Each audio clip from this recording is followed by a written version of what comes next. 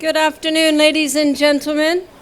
Welcome to the FCC. Hope you're enjoying your lunch. My name is Tara Joseph. I'm president of the FCC and a senior video editor with Reuters based here in Hong Kong. Today is a special day. No, not because it's Monday and not because Chinese New Year is coming up soon, but there are three of us sitting at tables representing a traditional news agencies. AP, 2 people, Reuters, 1 person, and we're all from the video business. Now, that might seem unusual because in earlier days, those traditional organizations were all about wire service, fast writing, but times are changing, and that's what our discussion is about today. The transformation of the media landscape in online, from newspapers to online, and also from online to video. I've had the pleasure of talking about this topic with the 2 women from AP. A lot of interesting stories that we've shared. It's my pleasure to introduce them. Joining us from London is Sue Brooks, who is the head of video transformation for AP. We're lucky to have her in the region with us for a few days. And also Maria Ronson, who's senior vice president for sales for video for AP in Asia. I think we'll start with Maria, then Sue will come to the stage, and we'll also leave plenty of time for questions and discussions at the end.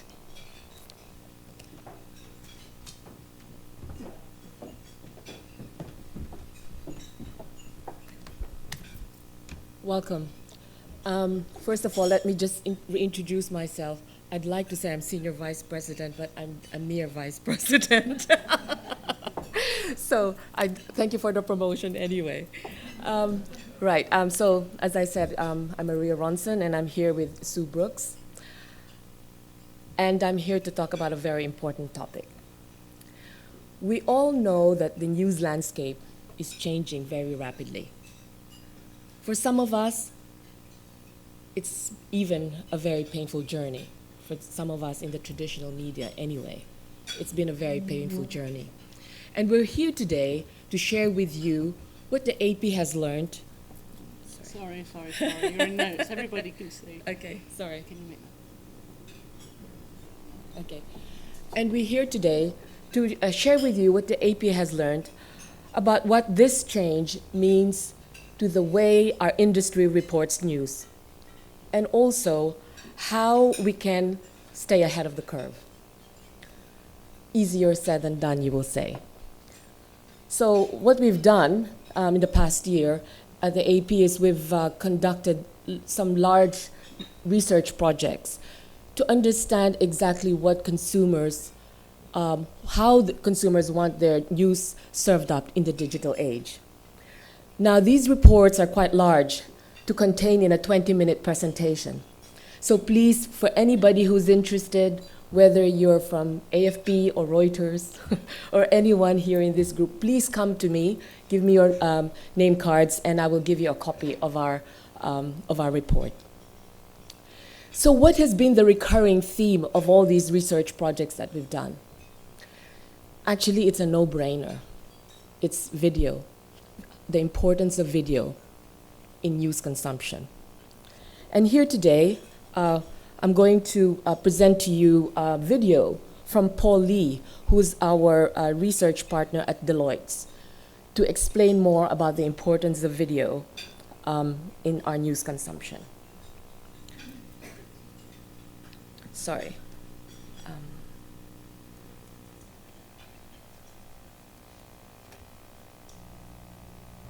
Hello, I'm Paul Lee from Deloitte, and welcome to the Associated Press in London. In 2013, we ran 2 studies for AP in Europe and Asia. They point to the future of online news consumption and what part video plays. So what did we find? Audiences increasingly go online for more details of a breaking news story. In Europe, more than 60% told us that's what they do. And the reason? They want to build an experience that's unique and personal to them. And they told us video is essential to their online news experience, but not just the same video you're putting out on TV news programs. People want stories to be served up in a different way online, where proportionately more alternative and niche stories are being watched. Tablets and smartphones are also changing the landscape. Say cheese. These are mass market devices. Just look at China. A decade ago, 20% of people had a mobile phone. Now, nearly everyone who could afford one has got one. And it's the tablet owners of Europe and Asia who are most likely to watch news video online regularly. Our research led to some surprises. You may think young people in Europe are the least engaged in news, and you'd be right. But 2/3 of 16 to 24-year-olds there watch news videos at least once a week, higher than any other group. Just think, if you appeal to these guys online now, you could hook them into your brand across platforms for a long time to come. But why should broadcasters care? The experience in Asia is that all those smartphones encourage snacking. The always-on culture is driving people online and away from broadcast. Video is key to standing out from the rest. A live video could be one battleground as new providers fill an online niche that many broadcasters are, quite frankly, ignoring. Brand loyalty stretches across platforms, but only if the audience gets what they want. Sorry, let me just toggle now to the presentation. So, what do they want? The good news is everybody's still hungry for what most of us in this room, produce, news. In our research, by the way, we've had two batches, one in Europe and one in Asia. We decided to choose in Asia the three important markets: Indonesia, China, and Japan. And in Europe, we chose Germany, Spain, and the UK. And what we have found was that Asian consumers tended to be more hungry for news than their European counterparts. As you can see from the graph, Indonesia topped the list. And though Japan is the lowest of the people that we've polled, or the territories that we've polled, it's still at 82%, a pretty generous percentage. So there is still a huge appetite for what we collectively produce. Keeping up with the news is important, probably even more important than it's ever been. But how does the 21st century consumer keep up with the news is changing. Look at the graph. Look at the green bars. You will see that news websites are now the go-to or the first port of call for most consumers who are interested to understand what is breaking news, especially in China. And how do the people learn about breaking news or a story that breaks? That is also changing. What we have found is more than 50% of news consumers in China and Indonesia hear about breaking news from social media sites. What this means is fundamental to the news experience of people nowadays is the need to understand what others are viewing and then share it with the others. Indeed, our research has also shown that consumers in Indonesia and China tend to look at social media websites when breaking news happens because they think it is more accurate and more up-to-date. So word of mouth, digitally speaking, is seen or perceived to be more believable and credible than traditional media. One key thing that we have also found in our research is how video is no longer an option. If you are running a professional news website, you have to have video. It's a must. Video is essential when packaged with text and photos. Video builds brand loyalty. It also adds to the differentiation between services. It also, consumers also rely on, and it's also very important in people's experience and engagement in news. Consumers also tend to go to a small batch of sources for their breaking news, of online video sites. But they're fickle. If you're not providing what they are looking for, they ain't gonna stay with you. They'll go elsewhere. That has been the finding of our research in Asia, in Europe and in Asia. But Europe the Asians actually tend to go to online news websites more than their European counterparts. In fact, we found that more than 70% said they will go elsewhere if the news site did not include video, which is a third of consumers we polled in the UK. So 2/3 of Asian consumers said they will go straight to sites that have video. Not surprisingly, it's something that we all have to take into consideration. All of us working in the agency business understand that we have to review the way we are doing things, the way we are producing our video. And here I am to introduce to you Sue Brooks, who's been involved in validating the research that we have made in the past year.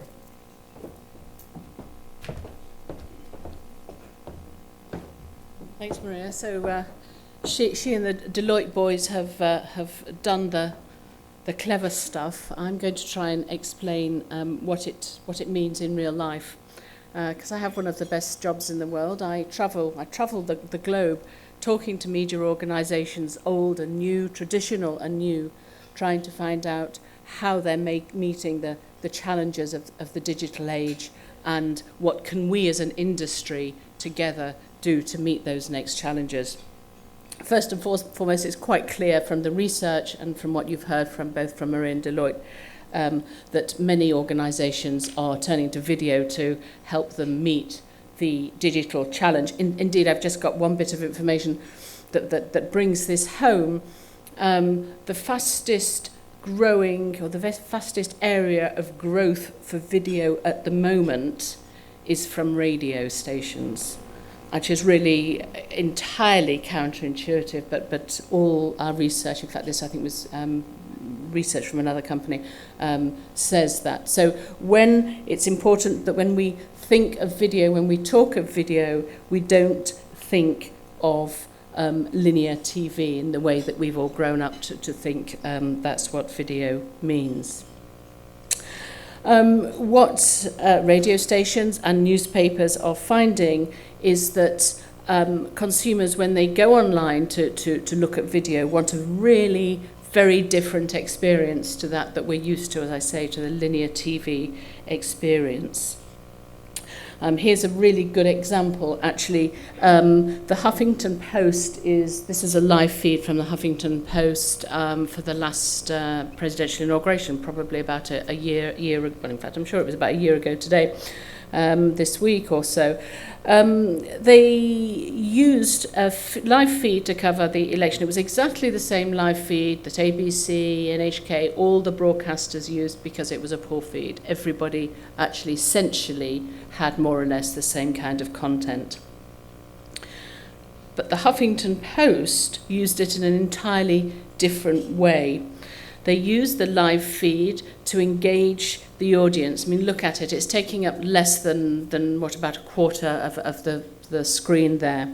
They used it to engage the audience, to draw them in, to involve them in the action. In fact, I was watching this as it happened, and one woman tweeted, I feel like I'm part of the action. I feel like I'm there.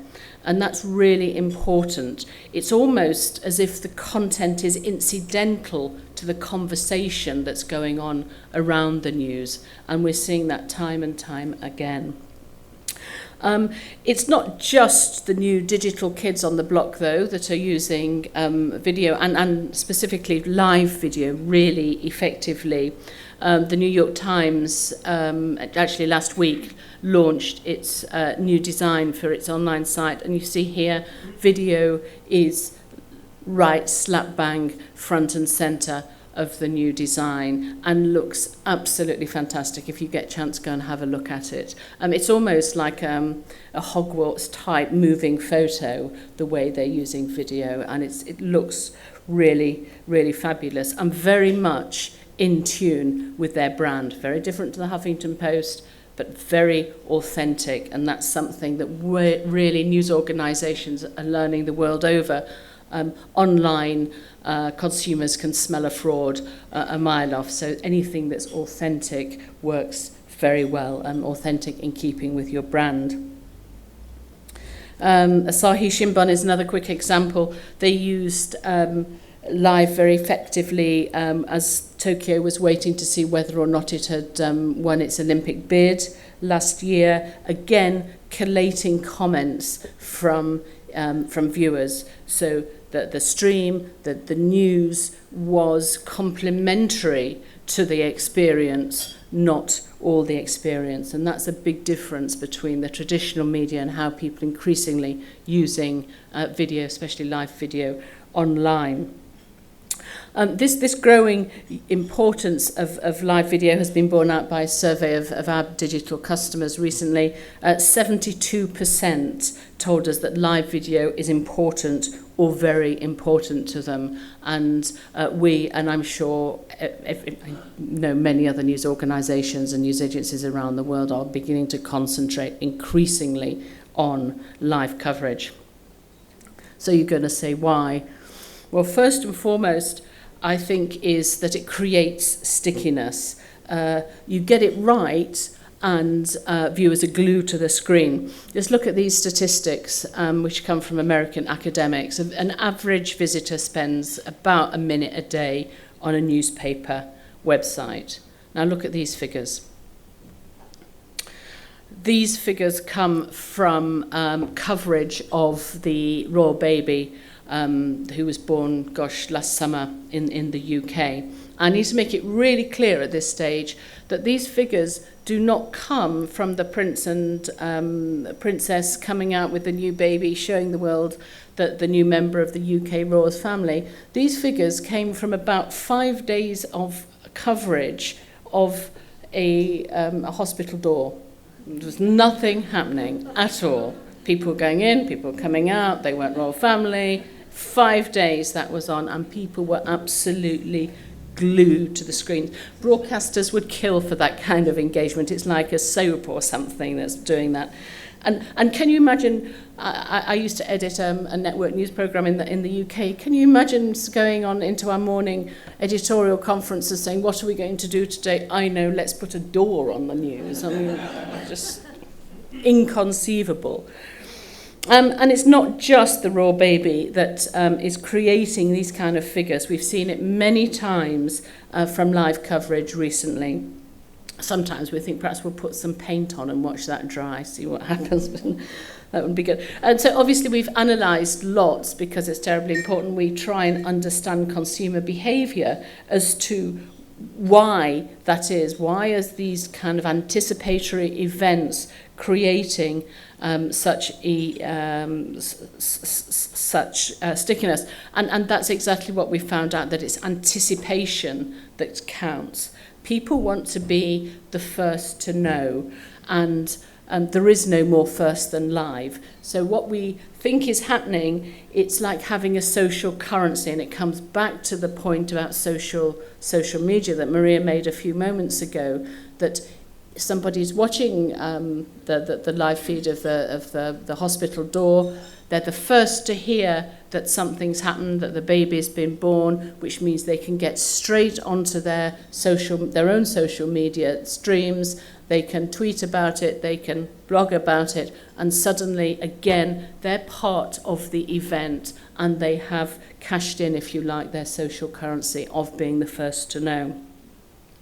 I said earlier that live content also increases engagement, because while people are waiting, they have time, if so, to join in the conversation, feel part of the action and start tweeting and getting involved in it. I cannot underestimate the role that social media is playing in this. There's the content, there's the social aspect, and online in a way that broadcasters haven't historically been able to do. You can gel the whole pieces together, and it's working very effectively.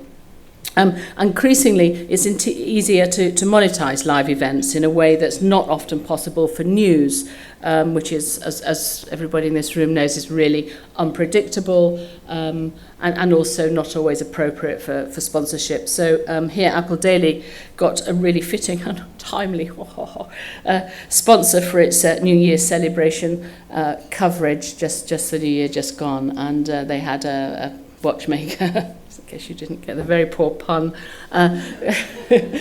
sponsored it, and it worked really, really well. So again, that's something that online you can get easier, you can get in advance, you can plan for it, and it's really low risk, if you like. And we're going to take some questions in a minute, but first, if I can make the computer work, I'm going to just show you one more video. It's actually a video that we was made last year for the, was it last year? It was 2 years ago now, for the London Olympics. But it's really relevant, and I think will give us all a bit more pause for thought. It's especially relevant because the Winter Olympics are just around the corner, and of course the World Cup later on.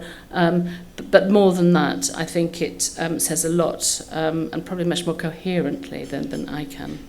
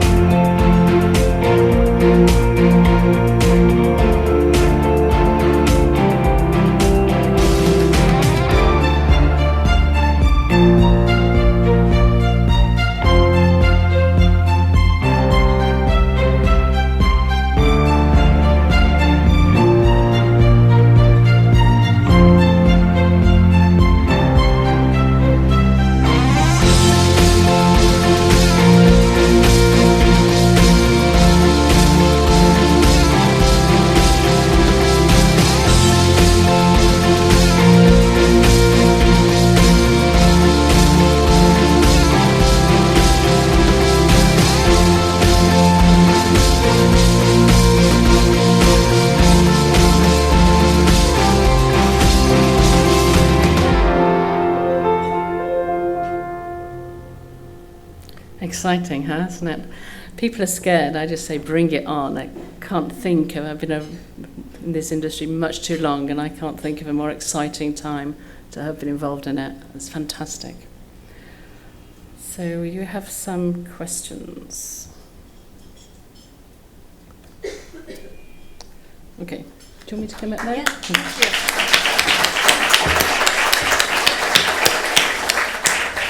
Maria and Sue, thanks very much. We have about 15 minutes for Q&A. If you'd like to raise your hand, we'll come around with a mic, and if you could give us your name and if you represent an organization. We'll start with Eric Wishart from AFP. Thank you, very interesting. My name is Eric Wishart, I work for AFP News Agency. I'd like to ask, just in your study, did it break it down into categories of video topics? What's best? Is it Miley Cyrus twerking? Is it a refugee camp in South Sudan? What are the categories that work best in video? And also, how do you see the balance between consumption of video, domestic video, like local news, and international news? And did that vary according to the market? Okay, thanks.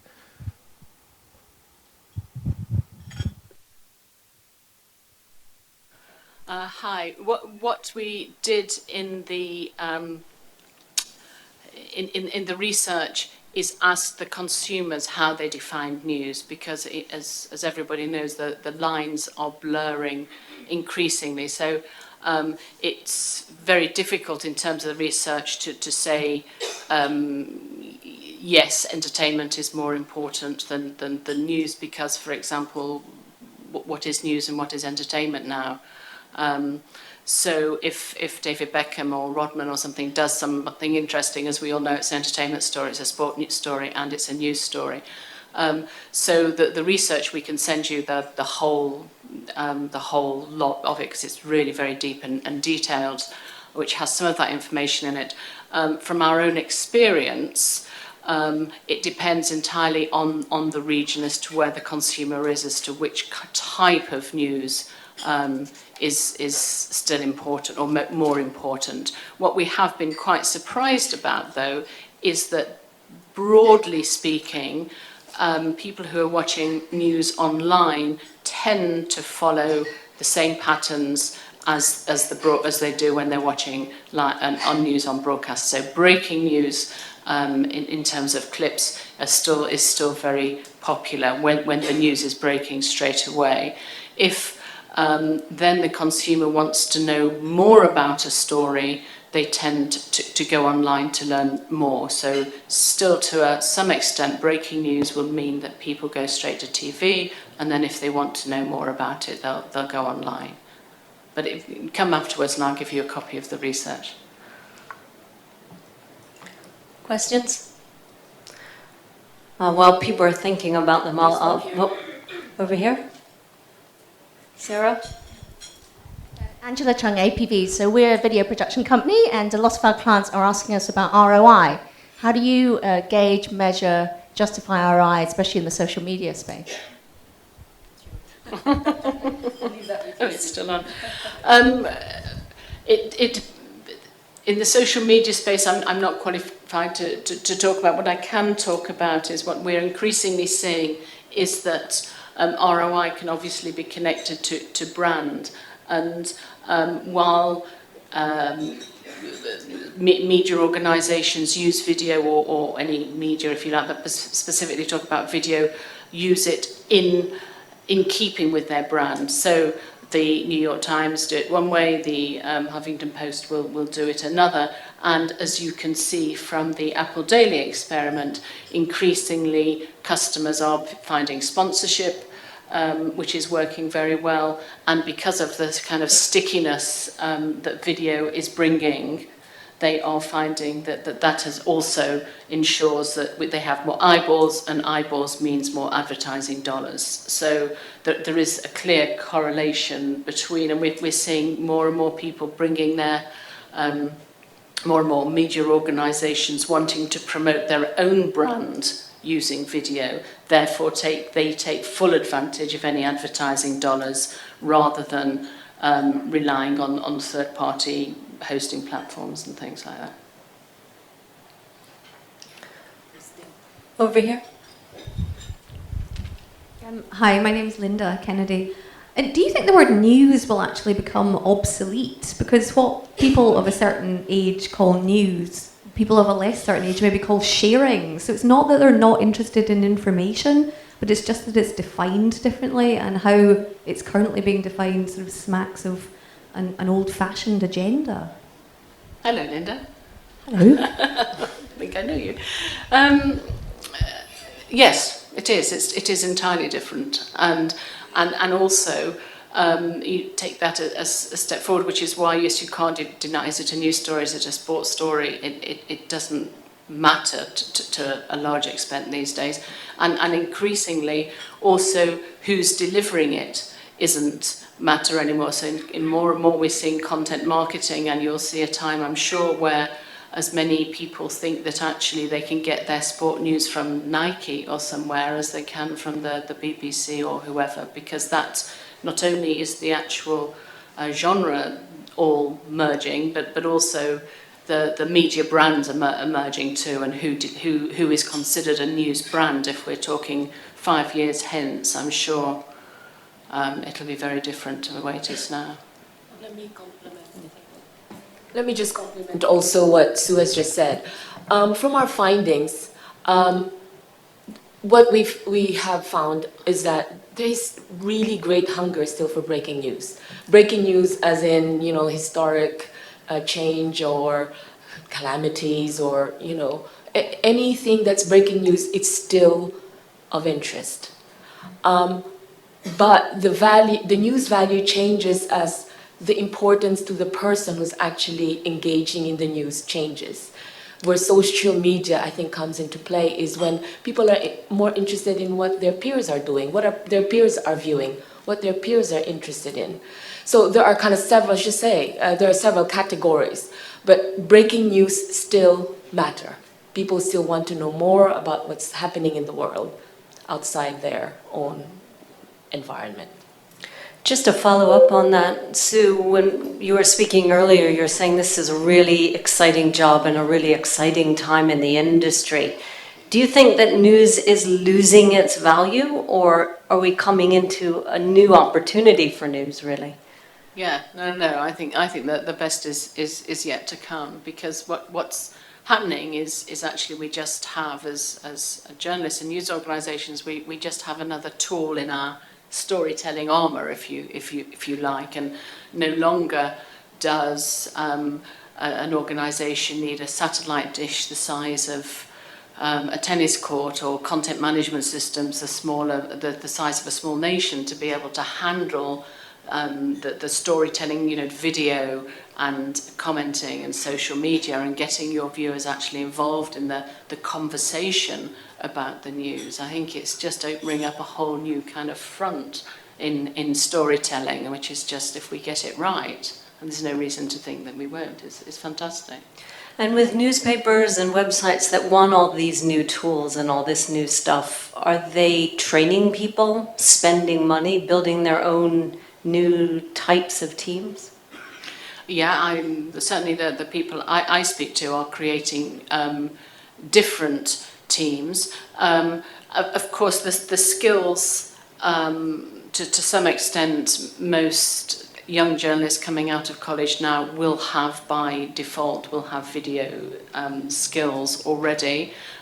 Increasingly, the AP and other organisations are training people in multimedia and multi-format techniques. I know some of the newspapers that I mentioned earlier on have some fantastic video departments. Wall Street Journal is doing fantastic things, as indeed the Washington Post has got something called Beneath the Fold, I think, or perhaps it's called On the Fold. Anyway, it's again very, very good. And what they've done is almost deconstruct the traditional linear TV newscast. And so they're starting from instead of starting with a finished product. They're starting with bits and pieces, and it kind of builds throughout the day, and the viewers can watch it build, or readers can watch it build throughout the day until at about 6 or 7 o'clock or not, the whole thing comes together. But it's exciting. Do you want to say? There's Tim from Jo- Next Media.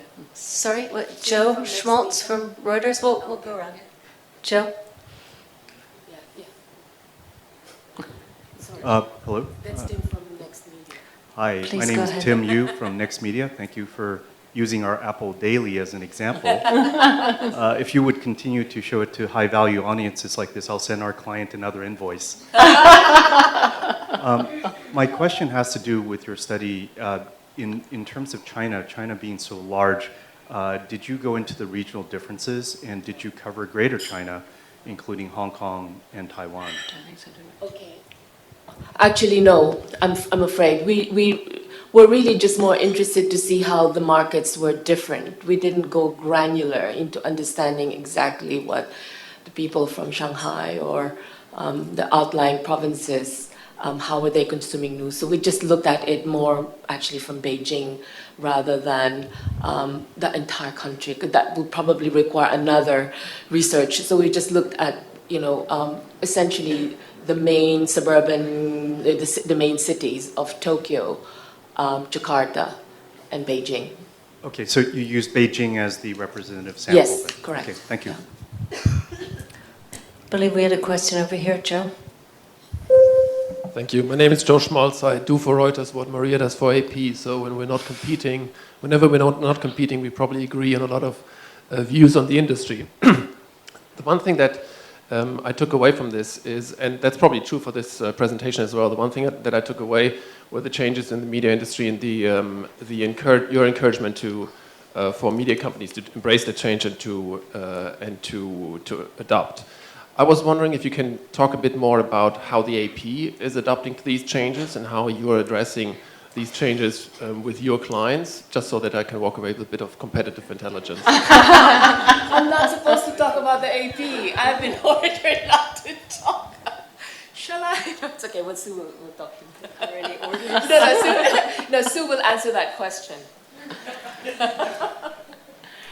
And what we're doing is working increasingly with our clients and customers, and as I'm sure you are and everybody. I think that the kind of the barrier, everything's changing. The barriers are breaking down in terms of, there isn't any media organisations and readers now. The readers are a part of the story, as you can see from the comments and things. So everything is blurred. So we're working as much as we can with our customers to see what it is that we can do to help them, what we can do together to help the industry, because we're all in it together. Everybody in this room is in it together, and that's what we have common cause and common goals, and I reckon that we're much stronger fighting together to make sure that strong and independent journalism and really good, strong storytelling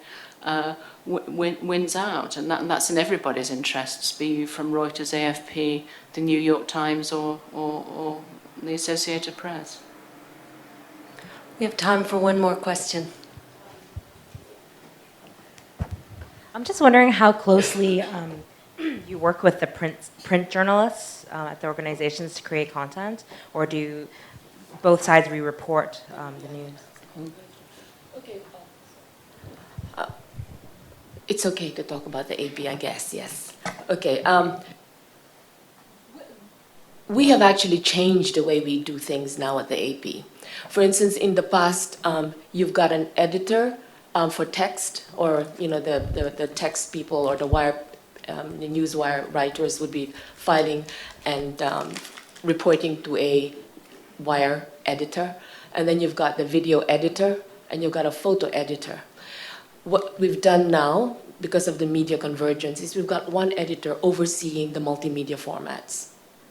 Okay, so whenever they do stories together, they do stories together. Whereas in the past, the text people would be doing something else and everything else. So now it's all kind of married up. The other thing is also we're training journalists to be multi-skilled. So those who know and understand that video is the future also are having training in the way to use camera, whether it's still or whether it's video. So that, you know, whenever there's a story and for some reason the video person or the photo person wasn't there, the text person can do other ways of, I mean, can also cover the story. So essentially, as I said, we're all now married up in the way we produce our stories within the AP.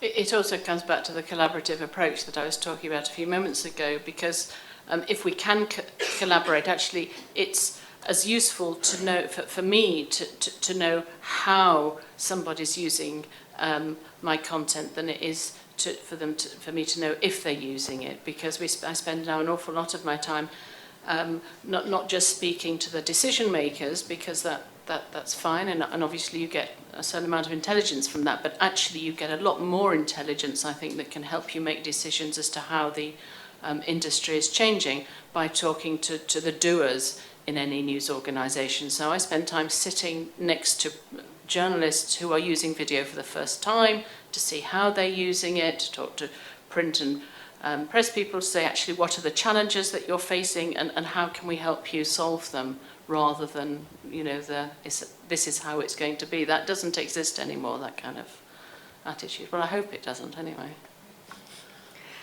We have time to sneak in one more question.